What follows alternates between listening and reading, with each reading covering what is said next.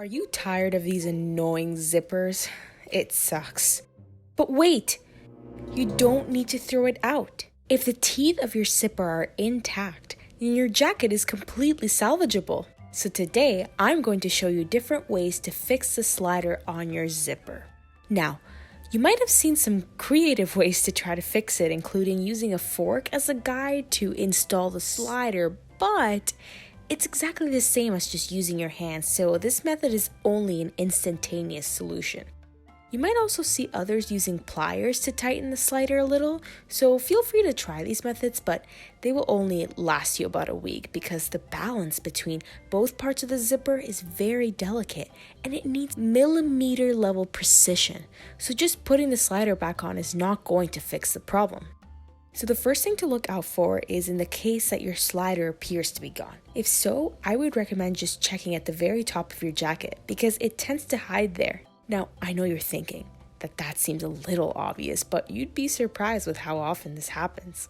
Another common problem is that the actual pull of the slider is missing.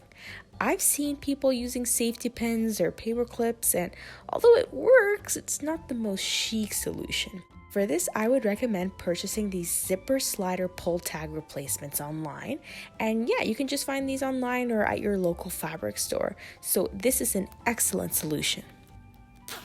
In the case that your slider needs to be replaced, you need to consider some factors. To begin, there are 3 main types of jacket zippers, and they come in many varieties. Each type of zipper has its corresponding slider. You can also find these in the previous sites, and it's a few dollars for each piece. Still, it's cheaper than buying a whole new jacket. The first type of zipper is a plastic zipper. Plastic zippers have 2 kinds of sliders, a crown-shaped one and a pear-shaped slider. Next, this is a metal zipper, and its corresponding slider is a skull-shaped one. Finally, this is a coiled zipper, and its slider is similar to the previous one, except it's a little triangular and pointy at the top.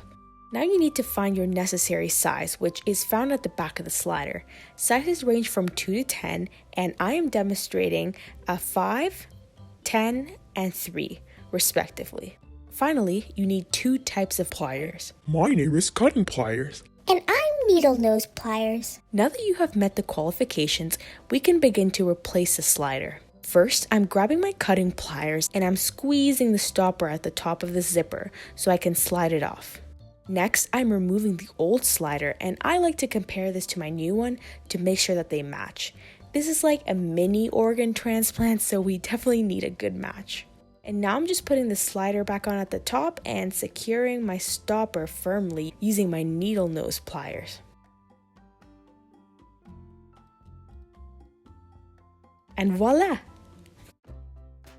Well, guys, so that was all for the zipper sliders. I hope that you really learn about the sliders and changing the different ones. In the future, we will make another video replacing the whole zipper.